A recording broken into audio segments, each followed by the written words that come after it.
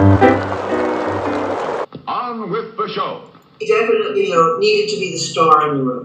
Women love Arthur, and a lot of it because, the classic thing, it's like, he had a personality. If he was alive, his personality would definitely help the sale of these paintings, because he was so alive and entertaining and smart and fun. As soon as he walked into the room, spotlight. Guess who's here? Oh, yeah, no, he always stole the show. Oh my gosh, I miss him so much. This has been a fun little journey. I caught up with a lot of people, and everybody's just sort of pouring their heart out and having a good time. So, and I'm freaking super jealous about your collection. Well, I realized that I practically have all of his flower collection because they were just so vital, But I mean, that's sort of how we hooked up. We hooked up as actors, and then finally he said one day, I'm going to go into something steady, painting. And then that was it, What year was Zoot Suit? 70? It came in the 70s, the first one. We did it down at the Mark Taper Theater in LA. Yeah. And it was a limited run. I was living in New York, and so we would go back to New York, like a couple of times a year, and we would just hook up each and every time. Mm. And he visited us whenever we would be, we vacationed in Maine, and he came up and stayed with us in Maine. And that's where that painting comes from. And it was so interesting because he sent us that painting, and that day was such a bright, beautiful, sunny day. And that painting is just dark blues and blacks. It's like interesting. Yeah, he definitely went from mood to mood. Right, and he definitely, needed to be the star in the room, no matter what. Yeah. And I remember whenever we would have dinner with somebody other than just Arthur, we would add another member who also had ego. Oh. That did not go well. Bet you didn't do that again. I think we tried it twice, and then we never did that again. No. When he closed the gallery and started painting full time, he said, I want to be like the big boys. I want to have my paintings in art museums. And when he got into the Berkshire Museum, he was, this is a great story. He was delighted. It was the Bash Bish Falls. You remember that painting? Yep. It wasn't like that to begin with. Okay. So the one he had originally, so I think it comes down into the one now comes down into like two falls. Is that right? Yep. So right. But this is the story. When we were there, at the Berkshire Museum, and we went to see it up, and there was a woman. We were walking around. There was a woman who stood in front of the painting, and she said to the person next to her, "This doesn't look like the Bash Bish Falls." And Arthur was standing there, and he took it to heart. And because it was, this was a Berkshire Museum. I mean, this was landscapes from the area. So I said to him, let's go see the falls. So we did. We went and looked at them. We had to park the car, and then we had to walk a really long way. So he asked them if he could take the painting home, and he changed it. And he changed it so it would be more realistic. And that people in the area would recognize it, because hikers, you could hike up there, and it was a very well-known picnic spot and hiking place. It was beautiful. The falls were beautiful. So but that Bish Bash or Bash Bish Falls was so funny. He took to heart what that woman said. We were standing right you know, behind her, you know, we were just kind of, and she doesn't look anything like that. We did, we went and checked it out and took it home. He took it. Now all of the rest of the paintings that are in museums, he can't change. Haha.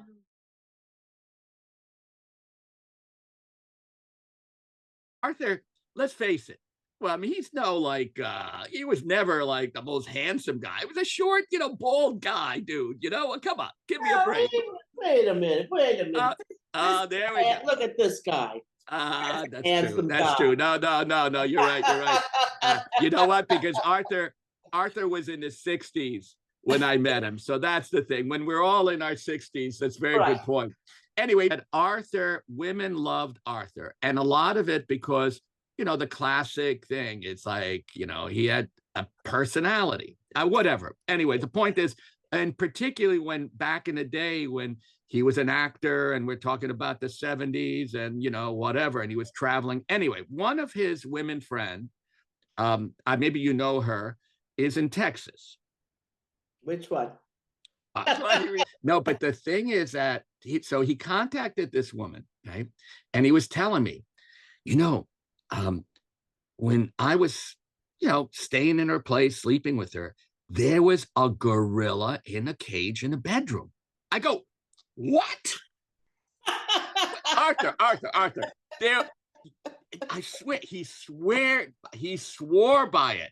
There was a gorilla in a cage in the bedroom. Whoa. What the fuck are you talking about?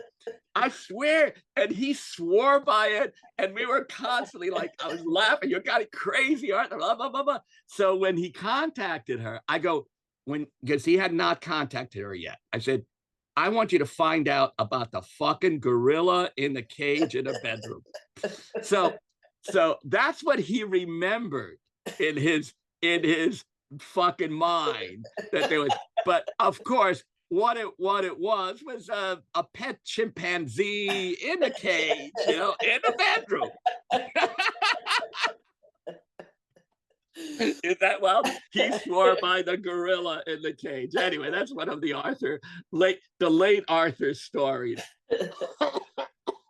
Was so many great Arthur stories, of course, but one was when Arthur. It's almost like you could write him as, you know, do a movie, you know, like because you know, he used to tease me and say, Costa, you're a fucking idiot. You know, he used to say that was his one of his lines. But actually, he used to say it. But Arthur was maybe the bigger idiot in a way. You know, like he would do things impulsively. Because both the thing that we both shared as far as personalities, I say it to students all the time because people think that I'm you know, because people think I'm patient. My personality is patient because of the work that I've done and do, you know. But truthfully, my personality is very impulsive, you know, and I would say Arthur definitely was impulsive. That was his personality, you know. Absolutely. And when you're impulsive, you get into trouble, you do dumbass things. It's just, and you dig yourself out of things, you know. That's impulsive. And Arthur. So this is the Arthur party story. Okay, I was. And I remember it was that time I was dating Penny. I don't know. Do you remember my girlfriend, Penny?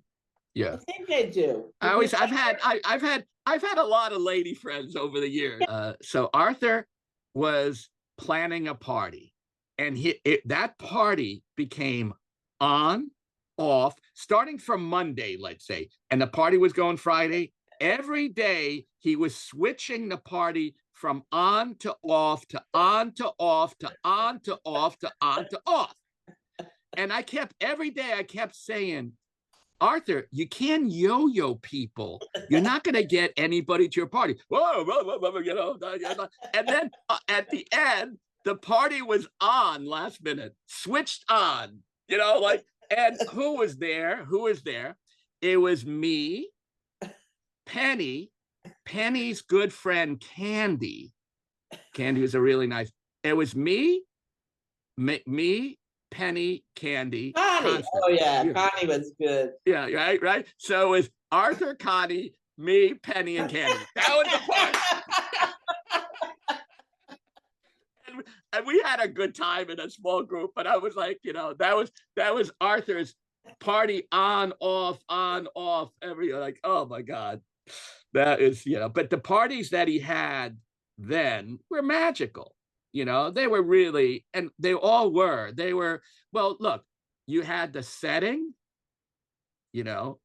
and like you said, like your place, you have 3 floors, particularly the 2 floors, well, stories, there's always some kind of embellishment or, always. So Arthur tells me this story. Now, this is what my remembrance of it, because we romanticize things too in our narrative.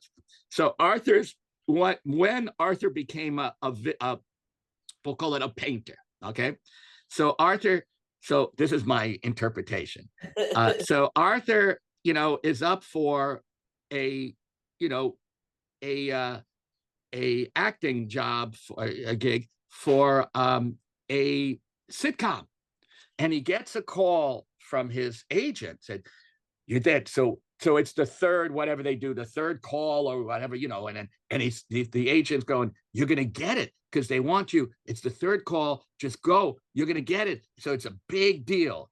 And so he's this is what it is. This is how I remember. He's walking to the it's almost like a Seinfeld episode or whatever. He's walking to the agency or the place to do the whatever, the last cameo, whatever the fuck. And then he just, like, as he's walking, he's like, oh, and just feeling more weight and weight. He stops at a phone booth, calls his agent saying, "I'm not doing it." And that's when he decided to be an artist and, get a taxi, whatever, cab job, this, that, and the other. That's the story I remember. That's what I say to people. It's like it was something like that, it's like a little, but it's like, anyway, that's, well, it was. Yeah. I don't think it was a sitcom. I think it was they were going to do Revenge of the Nerds 2, and Revenge of the Nerds 1 was a huge hit. Yeah. Yeah. Oh, is that really what it was? Yeah. Oh yeah. So Revenge of the Nerds 2, and he had a talking substantial role that he was up for, and he did exactly what you said. I mean, he was up. Yeah. So it is not off. So it is not off. It's not quite off. I mean, he drove a cab for years before as well, but yeah, no, okay. Impulsive. And and that, and his work then did take a turn stylistically, and I always say his work is that this is how I described it as far as stylistically. His work is a hybrid of Marston Hartley, and Max Beckmann. Those are the 2 artists I see. That's how that merging those 2 artists. That's his stylistic. And Alice Neal on his a little Alice Neal too. Very good point. Throw in Alice Neal. I mean, this is not, very good point. He was a lot of fun, and I'm so glad I knew him because he was a part of my life through many years. And in some ways, I think he was always there to hear, whatever was going on with me. In some ways, he was very steady and you could rely on him, but in many other ways, he wasn't. And certainly if you were related to him and were expecting anything from him, well, good luck on that. It's funny you said, and I'm sort of laughing. I mean, yes, that is true, but everybody else I talk to basically has said the same thing. He's like, he was manic, but he could totally be there for you. Yeah. Yeah, it's true. I have a self-portrait of him in some military uniform. It's called The Man Who Paid $60 for a $20 jacket. Yes. I have. Yes, I know It's a great one. That's a great one. Yeah, and I also have a bunch of Long Island City scenes. I have some of his lovely paintings. I love the fact that he was self-taught. I think that gives it that's part of the problem with using the word self-taught, because it is associated with outsider, people in jail, things like that, people who live on the streets. But he was so beyond that. You couldn't pigeonhole him then. You can't pigeonhole him now. Right. So it's right. better to emphasize the museum collections and, the fact that his paintings are represented in various museums and, Of uh, course, of yeah. course. Well, that's why I work so hard. But yeah, so that is the difficulty with calling it self-taught. But Rousseau was self-taught, Monet was self-taught. Yeah. Um, Yeah. but yeah, he's just in a class by himself. Well, obviously, it's too bad he's not alive. But if Yeah. he was alive, his personality would definitely help the sale of these paintings and help his story in terms of a painter. Because he was so alive and entertaining and smart and fun. He was this exuberant kind of character who was a lot of fun to be around. And I do feel in retrospect, I never thought about this before, but I think a lot of his spirit and a lot of his kind of inquisitiveness and uh, feeling fun feeling about life does come out in his paintings. And I never thought about it before. I never thought about the relationship of his personality to the work he did. But I do feel a lot of that spirit is in his paintings, and they're fun to live with. Yeah. Yeah. I mean, he was not a great businessman, let's face it. This was not his forte, being a That would be businessman. an understatement. Well, Carol Zimmer, I certainly appreciate your time and this lovely Absolutely, legacy. whatever. He has a very fun space in my heart. Thank you. I appreciate that. I really do. By him. And actually, I'm looking at the two, so he probably started out with that colorful one behind him. Or do you have two separate ones? No, that's it. That's That's it. it. That's the one. So He that's just him, he would change the palette a lot. I know.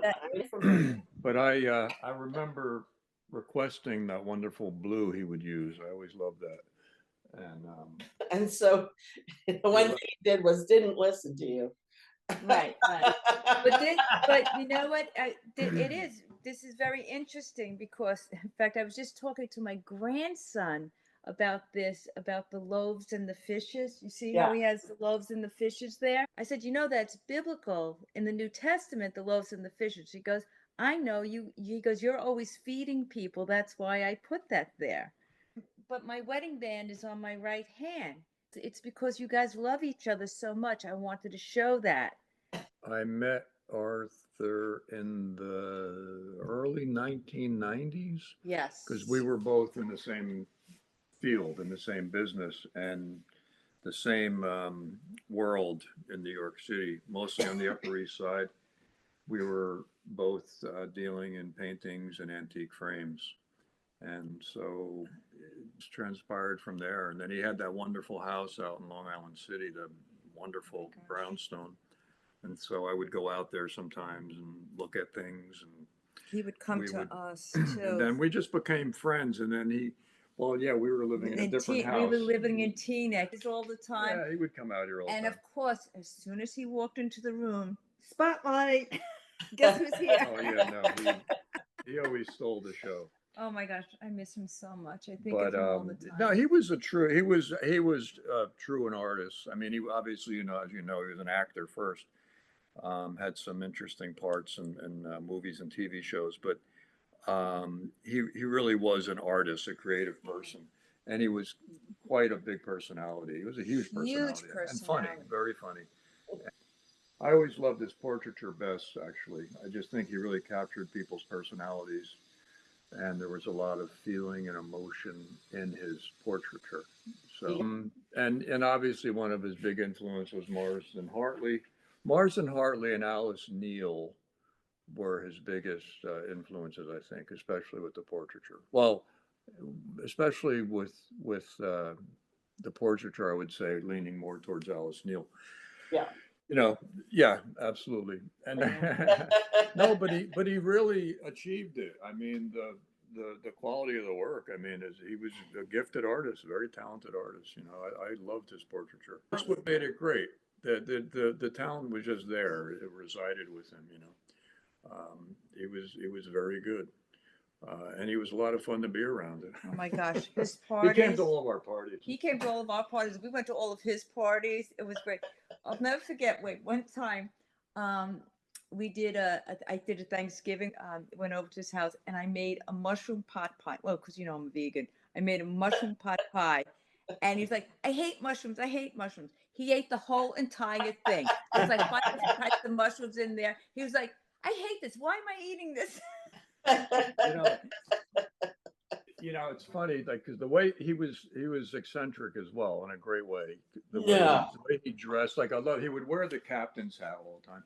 He'd wear spats, the shoes. He'd wear the black and white spats, and he was just so eccentric the way he dressed. But he wasn't flamboyant. You know what I mean? He was he was kind of actually a tough guy. He wasn't feminine at all, but he was just eccentric, you know, and had lots of girlfriends. Some would say crazy.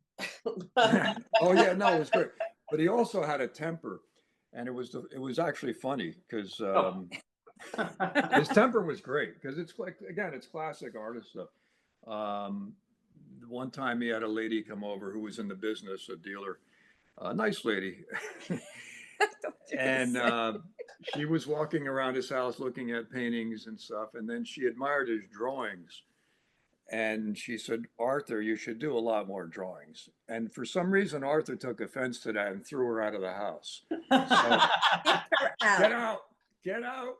So there was another time where when he had his shop, his little gallery on 26th Street, somebody came in, and I honestly forget what they did, but it offended him. And the next thing you know, he was chasing him down the street. "You are so big," and the guy was just kind of running away from him. So he would, and he got into a little scuffle on the subway once too with a guy. Oh my gosh, yes. So pretty funny stuff. He had quite a temper, but yeah. I never experienced his temper. Multifaceted personality, which was great. He was the best. Lodge, I'm getting emotional. Part of our life. Let's not getting emotional. He was a very large part of our life. Like, and he gave us a painting of a acorn, not an acorn, excuse me, a pine cone that's upstairs, and he wrote on the back of it to us, thanking us for all the support that and love that we gave him. And that is like my favorite thing. And I can't tell you how many times I turn it over just to read it and to see his handwriting. I loved going to the house. We'd do the Friendsgiving. So the day after Thanksgiving each year, we would go and he'd have a bunch of his friends over, and Laura would bring food, and we'd hang out at the house in Long Island City. But I always loved going there because the place was just an artist home and a museum. It was fantastic, and his stuff was everywhere. I have a lot of photos. I was about to turn that. Yeah, I was gonna. And you remember this piece you had in the house? Oh yeah, that's right. Yeah, that captain. That was between the That's years. great. We had that. Yeah, I gave that. I remember I got that from you. I bought that from you and gave it to Patrick as a Christmas present. Yes. Yeah. And because he loved the captain. No, but the whole house was like that. It was just like one after another objects, interesting, unique objects. And then he had his chessboards that he did, and I think the Museum of Modern Art Museum of Modern Art owns one of the chessboards that he made. I have a whole bunch of photos of gatherings we had at the house, parties. I have a picture of Costa sitting on the sofa with a big painting behind him. And don't forget the claim to fame on his house in Long Island City, which was that house was used in the movie The Warriors. Oh, was it really? Yeah, you remember The Warriors? Yeah, when she was sitting on the steps, I think. When she came walking down the steps. Yeah, that's right. Yeah, making a chicken noise. Yep. that was the house.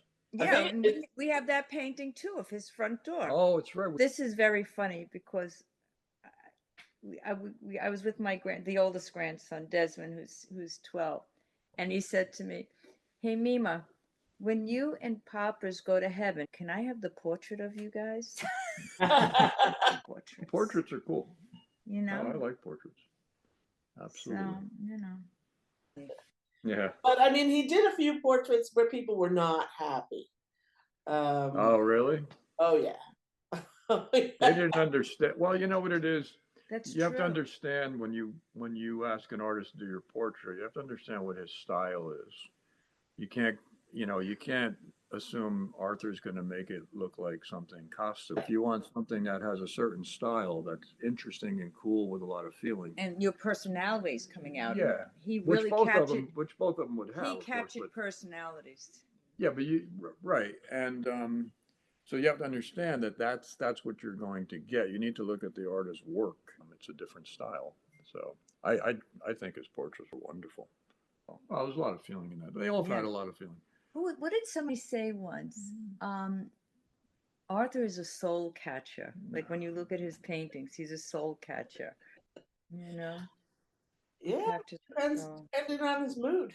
Oh, how could you say that about him? Oh my gosh, he was. No, they were delightful paintings. They really were. There was a lot of fun about them. There was a lot of life in his work. Life work for sure, no doubt about it. And that was one of the ways we looked for buying a house, but it had the biggest wall space. Yeah, yeah. All right, guys. I gotta get ready to go. Thank you so much. The daily flight that went to the boundary when you reach the heights, the kisses and the mess, the fights. I wish I were in love again. The broken days, the endless race, the long way to